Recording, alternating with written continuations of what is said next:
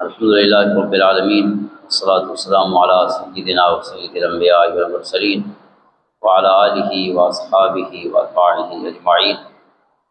اما بعد فاعوذ باللہ من الشیطان الرجیم بسم اللہ الرحمن الرحیم ولا تتمنوا ما فضل اللہ به بعضکم علی بعض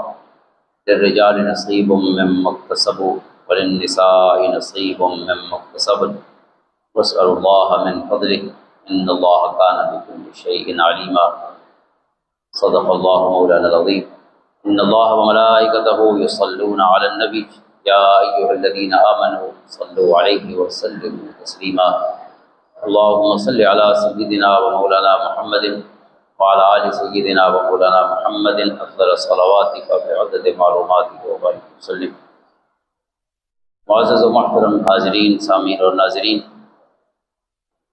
گزشتہ جمعۃ المبارک پہ عقیلۃ و بنی ہاشم اور بطلۃ و کربلا سیدہ زینب بنت علی رضی اللہ تعالی عنہما السلام اللہ علیہما آپ کا ذکر خیر شروع کیا تھا۔ خصوصاً آپ کا جو کلام ہے، آپ کے خطبات ہیں، آپ کا جو کلمہ حق ہے ظالم بادشاہ کے سامنے،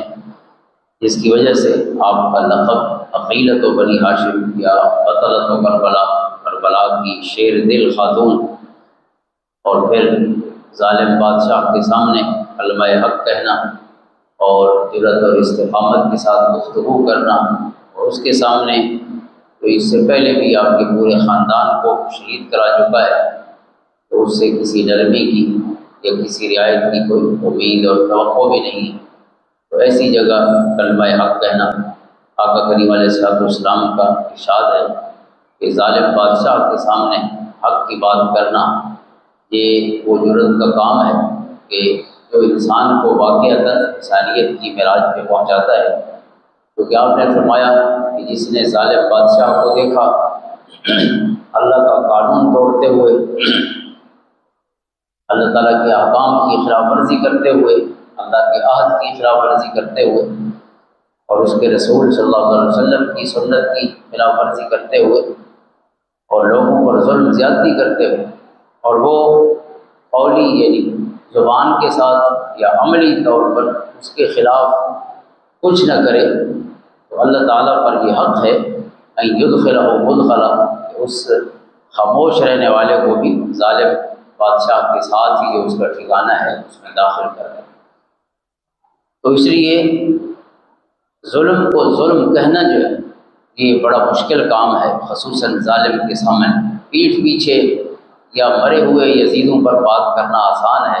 لیکن کسی زندہ یزید کے سامنے کلمہ حق کہنا اپنی جان، اپنی عزت و آبرو، اپنے بچے، اپنا جو کچھ ہے انسان کا، ہر چیز کو خطرے میں ڈالنے والی بات ہے۔ اور یہ جرأت ظاہر ہے سیدنا علی اور مرتضیٰ رضی اللہ تعالیٰ عنہ کی وہ وراثت تھی جو آپ کے بچوں کو جس طرح آپ کے شہزادوں کو حاصل ہوئی، اسی طرح آپ کی شہزادی حضرت زینب سلام اللہ علیہا رضی اللہ تعالیٰ عنہ کو حاصل ہوئی۔ آپ بھی صحابیہ ہیں، حضور علیہ السلام نے ان کی بھی تحریک فرمائی ہے، ان کے کانوں میں اذان بھی اللہ کے رسول نے دی ہے۔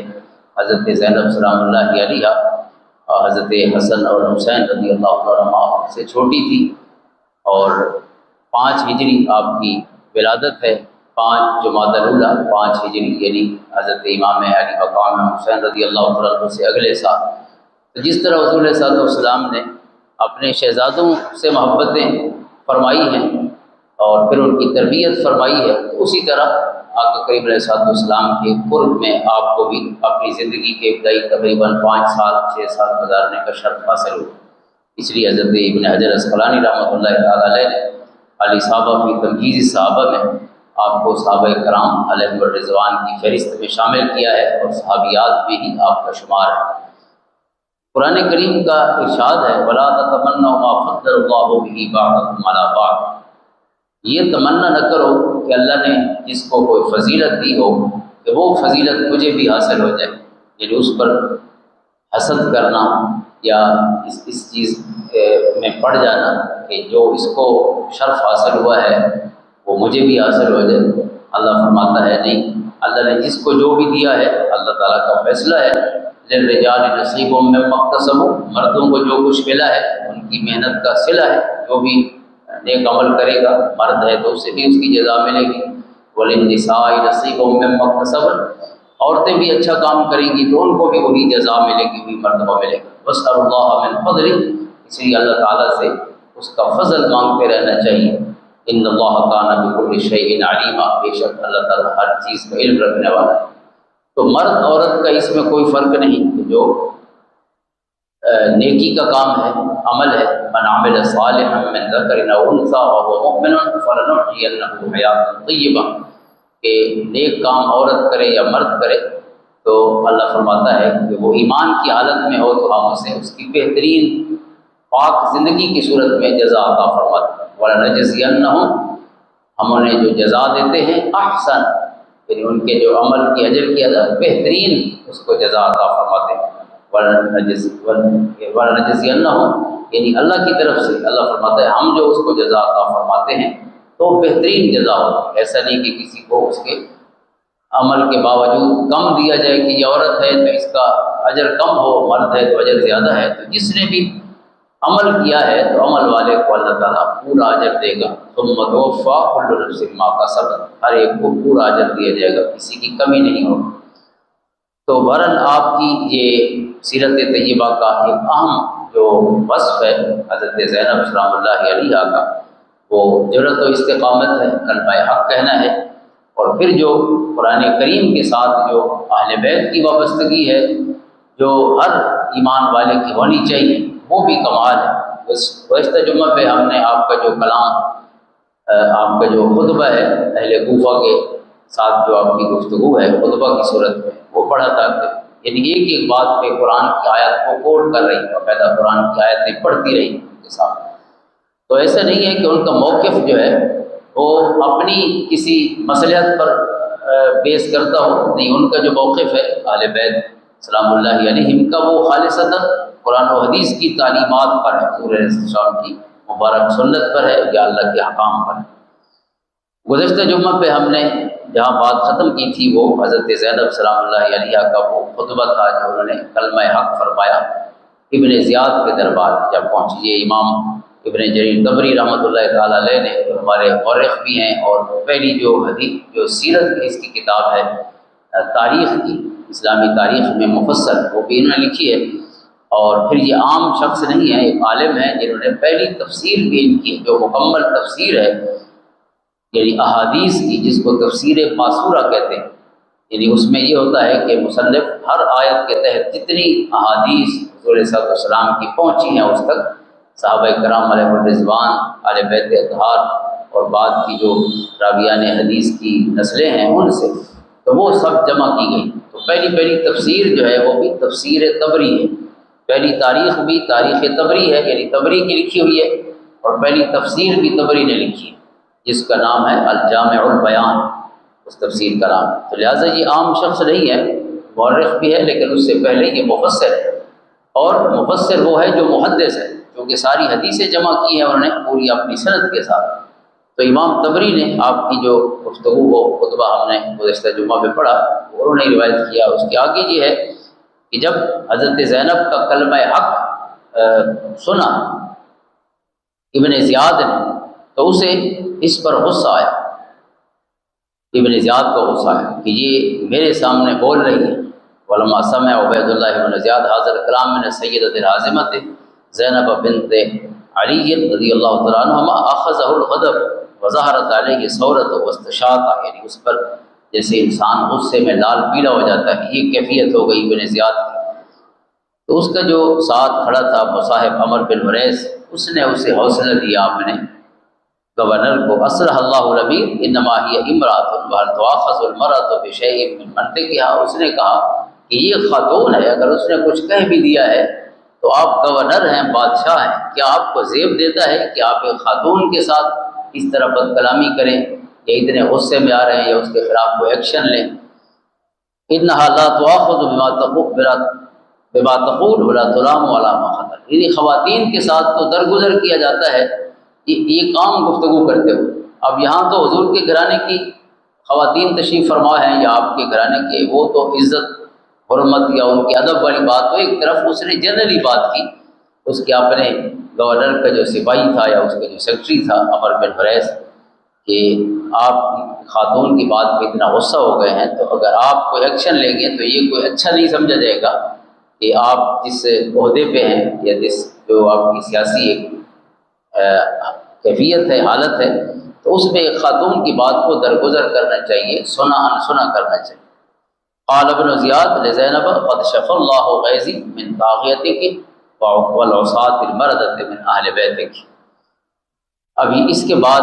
کچھ دیر اس نے خاموشی اختیار کی، ابن زیاد نے پھر کہا حضرت زینب سے کہ اللہ تعالیٰ نے مجھے تیرے سردار اور تیرے سرکش جو جوان تھے ان کی شہادت کی وجہ سے اللہ نے مجھے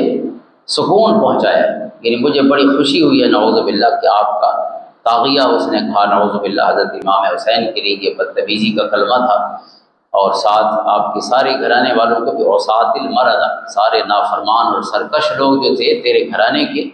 اللہ نے ان کو یعنی ہمارے ہاتھوں سے قتل کرا کے مجھے بہت خوشی اور شفا پہنچائی۔ شف اللہ، یعنی میرا غصہ ٹھنڈا ہو گیا ہے کہ نعوذ باللہ ہم آپ کے گھرانے کے سارے افراد کو شہید کر چکے۔ یہ سن کر حضرت زینب سلام اللہ علیہا جو ہیں آپ روتے ہوئے آپ نے عرض کی لعمری لقد قتلت کہلی وبرزت اہلی وقطعت فرعی واجتسست عصری فیشفک ھذا فقد اشتفیت۔ آپ نے فرمایا کہ تو نے ہمارے بڑوں کو قتل کر دیا، ہمارے چھوٹوں کو قتل کر دیا، فرع بھی اور اصل بھی۔ بڑے حضرت امام حسین تھے یا حضرت عباس تھے، جو بھی اس عمر کے لوگ تھے 50 کے لگ بھگ، انہیں بھی آپ نے قتل کیا۔ ہماری فرع، ان کے بچوں کو، بھتیجوں کو، سب کو آپ نے قتل کیا، اور اس میں میرے گھرانے سارے کو قتل کیا۔ اگر آپ کو شفا لوگوں کو مار کے ملتی ہے تو آپ کو مبارک ہو کہ پھر آپ یقیناً شفا یاب ہو گئے، یعنی آپ نے یہ طنز کیا اس پر کہ لوگوں کو مار کے اگر آپ کے دل کو سکون ملتا ہے تو یقیناً آپ نے بہت بڑا سکون اور شفا حاصل کی ہے۔ فقط اشتفیت، یعنی آپ کو پھر شفا یقیناً مل گئی۔ فتعجب ابن زیاد بن جرأت ووجم قلیل، ابن زیاد کو ان کی جرأت پر اور حاضر دماغی پر اور اس بلند حوصلگی پر جو ہے بڑی حیرت ہوئی کہ یہ اتنی حالت کے باوجود کہ یہ قید ہو کر میرے سامنے بیٹھی ہیں اور خواتین ہیں، ایک ہی مرد جوان ساتھ ہے 24 سال کا حضرت امام زین العابدین علی ابن حسین رضی اللہ تعالیٰ عنہ، اور پھر بھی ان کی گفتگو کا یہ عالم ہے جرأت کا۔ تو اس نے پھر یہ کہا کہ ثم قال هذه شجاعت لعمری لقد كان ابوك شجاعا، کہ پھر ابن زیاد نے کچھ دیر خاموش رہ کے کہا کہ یہ آپ کی بہادری ہے، اور میری عمر کی قسم کہ آپ کا باپ بھی بڑا بہادر تھا، یعنی حضرت علی کے لیے کہا۔ فقالت زینب بشیء من السخریہ، حضرت زینب نے تنزیہ کہا اسے کہ مال المرأۃ والشجاع، یہ عورت کا شجاعت اور بہادری سے کیا کام ہے؟ یہ تو وہ دل کی بات ہے جو میری زبان پہ آ رہی ہے، ورنہ اس میں شجاعت اور بہادری مردوں کے ساتھ ہوتی ہے، عورتوں کے ساتھ یہ لفظ سجدہ نہیں ہے۔ یہ وہ مجبوری کی کیفیت ہے کہ ہم اس حالت میں آپ کے سامنے ہیں اور آپ جو ہیں جو مرضی زبان سے بول رہے ہیں تو میں ان باتوں کا جواب دے رہی ہوں۔ اس کے بعد عبید اللہ بن زیاد نے پھر ارادہ کیا کہ حضرت امام زین العابدین کے جو ان کے سامنے موجود تھے اس وقت بیماری کی حالت میں، تو انہیں بھی قتل کرنے کا ارادہ کیا کہ یہ ایک مرد بھی نہیں بچنا چاہیے امام حسین کی اولاد میں سے رضی اللہ تعالیٰ عنہ۔ فلما اراد عبید اللہ بن زیاد ان یقتل علی بن الحسین قال له علی، امام طبری لکھتے ہیں کہ جب اس نے ابن زیاد کو بھی قتل کرنے کا ارادہ کیا تو حضرت علی ابن حسین یعنی امام زین العابدین نے فرمایا کہ من توکل بهذه النسوہ، کہ آپ مجھے بھی قتل کرتے ہیں بے شک کریں، لیکن ان خواتین کو آپ کس طرح پھر اپنے گھروں تک پہنچائیں گے؟ فلم یرید ابن زیاد وعندئذ تعلقت زینب بابن اخیہا علی ابن الحسین رضی اللہ عنہ۔ یہ سنا تو حضرت امام زین العابدین کو حضرت زینب سلام اللہ علیہ نے اپنے ساتھ چمٹا لیا۔ وقالت یا ابن زیاد حسبک منا ما فعلت بنا، یا ابن زیاد آپ کے لیے وہ کافی نہیں ہے جو آپ ہمارے ساتھ پہلے ہی کر چکے ہیں، ہمارا ابھی تک من دمائنا، آپ ہمارے خونوں سے ابھی تک سیر نہیں ہوئے۔ وَهَلْ أَبْقَيْتَ مِنَّا أَحَدًا، کیا ہمارے درمیان آپ نے کوئی چھوڑا ہے سوائے اس جوان کے جو اپنی بیماری کی وجہ سے زندہ رہ گئے؟ ثُمَّ اعْتَنَقَتْ ابْنَ أَخِيهَا، پھر آپ نے اپنے گلے کے ساتھ لگا لیا حضرت ابن زیاد کو۔ وقالت أسألك بالله إن كنت مؤمنا إن قتلته لما قتلتني معه، اگر آپ مومن ہیں، آپ کلمہ پڑھا ہوا ہے، تو پھر یہ کریں کہ اگر انہیں قتل کریں تو مجھے بھی ان کے ساتھ قتل کریں۔ حضرت زینب سلام اللہ علیہ یہ کلمات کہے، تو اس کے بعد جو ہے امام طبری لکھتے ہیں کہ پھر ابن زیاد نے انہیں جو شہید کرنے کا عمل تھا، جو اس کا ارادہ تھا، اس سے پھر وہ پیچھے ہٹ گئے۔ اور یہ گفتگو بھی بڑا طویل ہے۔ اس کے بعد اس قافلے کو پہنچایا گیا یزید کے دربار۔ اب وہاں آپ کیفیت دیکھیں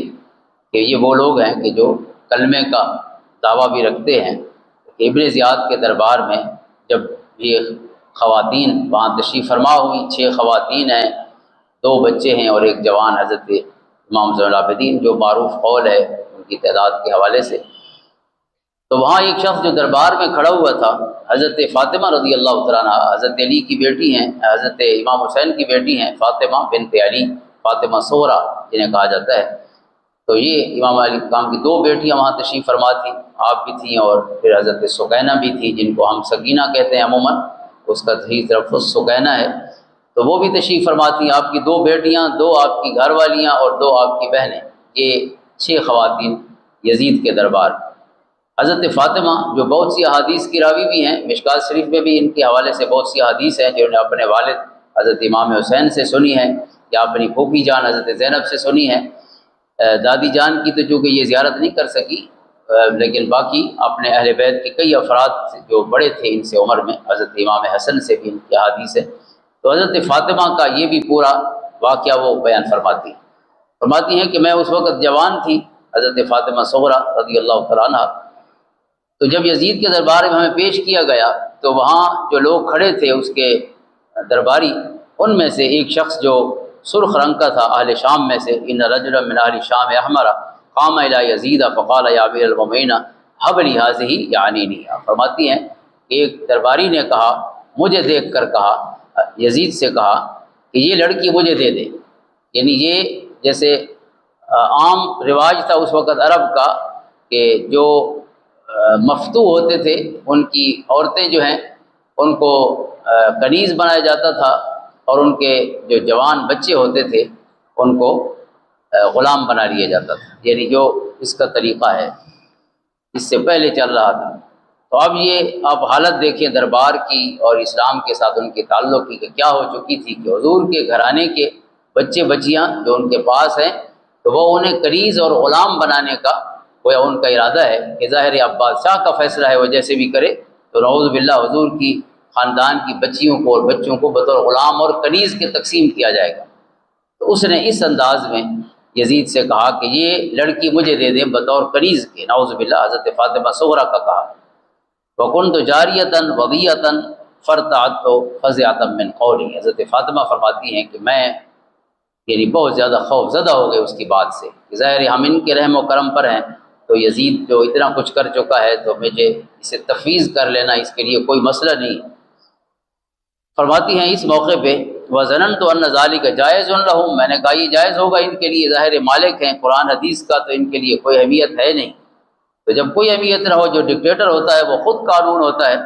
تو اس کے لیے قانون کی کیا اہمیت ہوگی کہ قانون کیا ہے اور کیا نہیں ہے۔ تو فَأَخَذْتُ بِثِيَابِ أُخْتِي زینب رضی اللہ تعالیٰ، یہ حضرت زینب کی چھوٹی بہن ہے، حضرت زینب کی بھتیجی ہیں۔ تو فرماتی ہے میں نے حضرت زینب جو ہے ان کے کپڑوں کو پکڑ لیا۔ وکانت اکبر منی وعقل، اکبر منی وعقل، آپ مجھ سے بڑی بھی تھیں، سمجھدار بھی تھیں۔ وکانت تعلم ان ذلک لا یجوز، تو حضرت زینب پھر بول پڑے، انہوں نے فرمایا کہ یہ آپ کے لیے بالکل جائز نہیں ہے۔ یزید سے کہا کہ یزید نہیں دے سکتا۔ فقالت لذلک الرجل کذبت واللہ ولومت ما ذلک له ولک، تو حضرت زینب نے کہا کہ نہ یزید کسی کو دے سکتا ہے اور نہ تو لے سکتا ہے، یہ شریعت میں قانون میں جائز نہیں ہے کہ کسی مسلمان عورت یا مرد جو ہے اس کو غلام اور کنیز بنایا جائے۔ جب یزید نے سنا کہ یہ میرے لیے کہہ رہی ہے کہ یزید بھی نہیں دے سکتا، تو یزید کو غصہ آ گیا، فغضب یزید فقال کذبت واللہ، اس نے کہا کہ نعوذ باللہ آپ جھوٹ کہتی ہیں، ان ذلک لی ولو شئت ان افعلہ لفعلت، مجھے مکمل اختیارات حاصل ہیں قانونی طور پر، میں جو چاہوں کر سکتا ہوں، چاہوں تو نعوذ باللہ حضور علیہ الصلوۃ والسلام کی نواسے کی شہزادی، حضور کے گھرانے کی اس خاتون کو بھی چاہوں تو کسی کو بھی سونپ دوں کنیز کے طور پر، نعوذ باللہ۔ قالت زینب بحزم وجرۃ، حضرت زینب نے پھر جرأت کے ساتھ ارشاد فرمایا کلا لا یزید، ہرگز نہیں یا یزید، واللہ ما جعل اللہ ذلک لک الا ان تخرج من ملتنا وتدین بغیر دیننا، ہاں ایک بات ہو سکتی ہے کہ آپ اسلام چھوڑ دیں، اسلام سے نکل جائیں تو پھر ظاہر ہے آپ کی مرضی ہے، لیکن آپ مسلمان ہیں تو پھر اس میں سے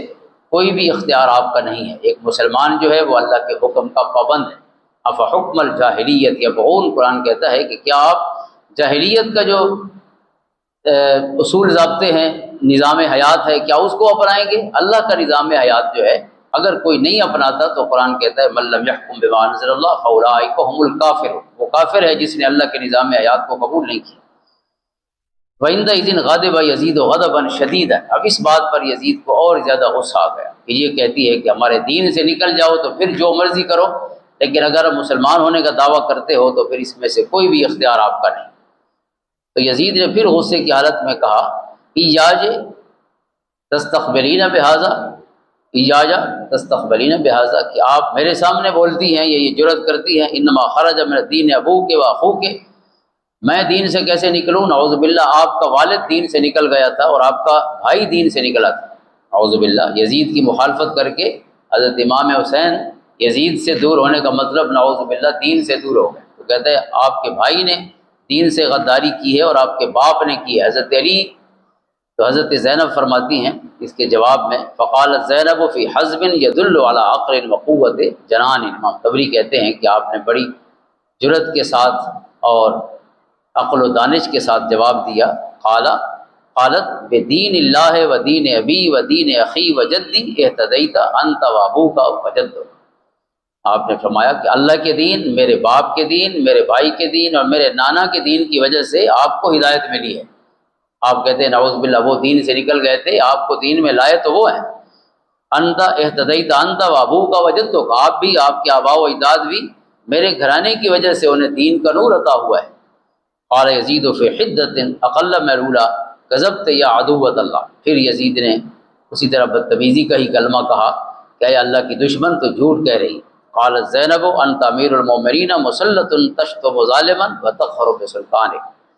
حضرت زینب نے پھر جواب دیا کہ آپ بادشاہ بن گئے ہیں مسلمانوں کے، ان پر مسلط ہو گئے ہیں، تو چاہے جس کو گالی دیں یا اپنی بادشاہی کا قہر کسی پہ بھی نازل کریں، یعنی اگر آپ سمجھتے ہیں نعوذ باللہ آپ کے اوپر کوئی نہیں ہے، آپ ہی ہیں،